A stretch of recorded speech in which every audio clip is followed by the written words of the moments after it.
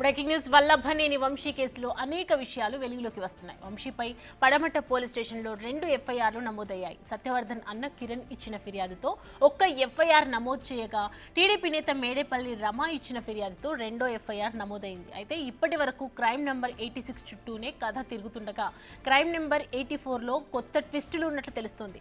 అయితే crime number 84ను గోప్యంగా ఉంచుతున్నారు పోలీసులు. వైసీపీ ప్రలోభాలకు సత్యవర్ధన్ లొంగిపోయాడంటూ రమ ఫిర్యాదు చేశారు. ఇప్పుడు డబ్బుతో పాటు ప్రాణభయంతో తప్పుడు స్టేట్మెంట్ ఇచ్చాడంటూ ఫిర్యాదు చేశారు. ఈ నెల 11న రమ ఫిర్యాదు చేయగా 12న సత్యవర్ధన్ అన్న కిరణ్ ఫిర్యాదు చేశారు.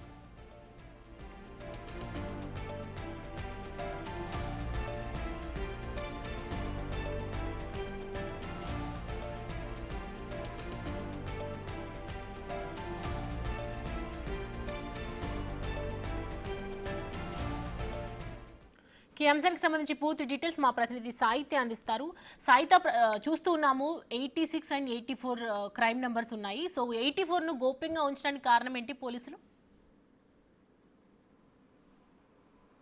84 క్రైమ్ నెంబర్ ఏదైతే ఉందో దానికి సంబంధించి కూడా అది 11వ తారీఖున పటపట పోలీస్ స్టేషన్లో ఎవరైతే గన్నవరంలో టీడీపీ నేత యాక్టివిస్ట్ మేడేపల్లి రమ ఇచ్చిన కంప్లైంట్ ఆధారంగా అయితే గనక ఇది ఖచ్చితంగా వెలుగులోకి వచ్చిందని చెప్పొచ్చు. ఇది కొంచెం ఆలస్యంగా వెలుగులోకి వచ్చినప్పటికీ కూడా 12వ తారీఖున ఏదైతే సత్యవర్ధన్ అన్నయ్య కిరణ్ ఇచ్చిన కంప్లైంట్ ఆధారంగా ఇప్పటి వరకు కూడా దీని చుట్టూనే తిరుగుతూ ఉంది. ఈ కంప్లైంట్ బట్టే సత్యవర్ధన్ ఏం చేయబోతున్నారు, ఎలాంటి స్టేట్మెంట్ రికార్డ్ చేయబోతున్నారు, అసలు కిడ్నాప్ అంటే ఎస్సీ అట్రాసిటీ ఇటు కిడ్నాప్ కేసు కింద అయితే కనుక ఖచ్చితంగా కిరణ్ కంప్లైంట్ ఇచ్చినట్టుగా మనకు అర్థం అవుతా ఉంది. అది క్రైమ్ నెంబర్ 86. ఇప్పుడు వెలుగులోకి వచ్చిన మేడేపల్లి రమ ఇచ్చిన కంప్లైంట్ ఎఫ్ఐఆర్ అయితే కనుక ఇప్పుడు హల్చల్ చేస్తుందని చెప్పొచ్చు. దానికి సంబంధించి ఆ కేసు ఏంటంటే ఇప్పుడు సత్యవర్ధన్ ఎవరైతే ఉన్నారో సత్యవర్ధన్ని ఎలా ప్రలోభ పెట్టారు అంటే డబ్బులు ఇచ్చి ప్రలోభ పెట్టారు, ఇటువైపు చంపేస్తామని బెదిరించి కూడా ప్రలోభ పెట్టారు. అంటే తను ఆ పని చేసే విధంగా అఫిడవిట్ ఏ రోజైతే అక్కడ కోర్టులో తను నేను ఇది లేను, ఆ సమయంలో నన్ను ఎవరు బెదిరించలేదు, కొట్టలేదు అనేసి ఏవైతే ఒక స్టేట్మెంట్ ఇచ్చి అఫిడవిట్ స్టేట్మెంట్ రికార్డ్ చేయించుకున్నారో అదంతా కూడా వైసీపీ నేతల ప్రభావమే, అతను కిడ్నాప్ అవ్వడం వల్లనే ఇదంతా జరిగిందనే విధంగా అయితే కనుక ఈ 84 ఖచ్చితంగా చెప్తోంది. 84 క్రైమ్ నెంబర్ని ఖచ్చితంగా పరిశీలిస్తే కనుక రెండు కొంచెం ఇంచుమించు ఒకేలా ఉన్నప్పటికీ కూడా ఇక్కడ 84వ క్రైమ్ నెంబర్ అయితే కనుక ఇప్పుడు బయటకు వచ్చిన నేపథ్యంలో మేడేపల్లి రమ ఇచ్చిన కంప్లైంట్ అయితే కనుక కొద్దిగా పోలీసులు గోప్యంగా ఉంచుతారు. ఎందుకంటే దాన్ని కూడా పూర్తిగా పరిశీలిస్తూ ఉన్నారు. ఎందుకంటే అటువైపు ఎంత డబ్బులు ఇస్తా అన్నారు, ఎంతవరకు కూడా తనకు ఆశ చూపించారు. సత్యవర్ధన్ అనే వ్యక్తి సాదాసీదా మనిషి, ఒక ఆపరేటర్గా పనిచేస్తూ ఉన్నాడు. అతనికి డబ్బుల అవసరం ఎంతైనా ఉంటుంది. డబ్బులు ఇస్తాము, నువ్వు ఈ కంప్లైంట్ని వెనక్కి తీసుకో, లేకపోతే చంపేస్తాం, ఇలాంటి బెదిరింపులకి ఖచ్చితంగా పాల్పడ్డారు. కాబట్టి ఆ బెదిరింపులకి సంబంధించి కూడా 84 ఏదైతే క్రైమ్ నెంబర్ ఉందో ఆ క్రైమ్ నెంబర్ ప్రకారం అయితే కనుక పటపట పోలీస్ స్టేషన్లో రమ కంప్లైంట్ ఇచ్చినట్టుగా మనకు అర్థమవుతా ఉంది. ఎందుకంటే వల్లభనేని వంశీ అనేక సందర్భాల్లో కూడా చాలాసార్లు ఇటు టీడీపీ నేతల్ని తిట్టడం కానీ, అటు ముఖ్యమంత్రి చంద్రబాబు నాయుడు గారిని, ఇటు సతీమణిని కూడా ఎన్నోసార్లు దూషించడం కానీ ఇలాంటివన్నీ చూస్తూ ఉన్నాము. అలా ఇంకా పక్కన వాళ్ళు తనతో పాటు తిరిగే అనుచరులు కూడా ఎలా ప్రవర్తిస్తారో అనేది ఖచ్చితంగా అందరూ అర్థం చేసుకోవచ్చు.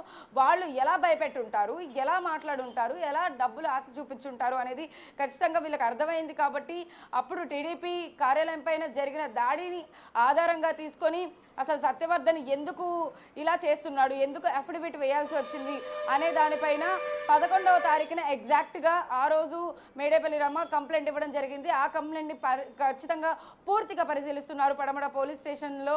అయితే ఇప్పటికీ ఇంకా సత్యవర్ధన్ పడమట పోలీస్ స్టేషన్లోనే ఉన్నాడు. కాబట్టి ఈ కేసును కూడా దర్యాప్తు చేస్తూ మొత్తం అంటే ఆ రెండింటిని మర్చేస్తారా లేకపోతే దీన్ని ముందుకు తీసుకెళ్తారా? ఎందుకంటే రేపు కానీ ఎల్లుండి కానీ రేపే మ్యాక్సిమం తన స్టేట్మెంట్ రికార్డ్ చేసే అవకాశం ఉంది. సో ఈ 11వ తారీఖున ఏదైతే కంప్లైంట్ రైజ్ చేశారో దానికి సంబంధించి 84వ ఏదైతే క్రైమ్ నెంబర్ ఉందో దీనికి సంబంధించి రేపు ఏమైనా డిస్కస్ చేసే అవకాశం ఉందా అనేది అయితే ఖచ్చితంగా తెలియాల్సింది ఉంది. ఎందుకంటే సత్యవర్ధన్ ఖచ్చితంగా ఎలాంటివి బయట నిజాలు పెట్టబోతున్నాడు అనేది కీలకంగా మారబోతోంది. ఇటువైపు అన్నయ్య కిరణ్ ఇచ్చిన కంప్లైంట్ ఆధారంగా అయితే ఇప్పుడు వల్లభనేని వంశీ సబ్ జైల్లో ఉన్నారు, A1గా ఉన్నారు.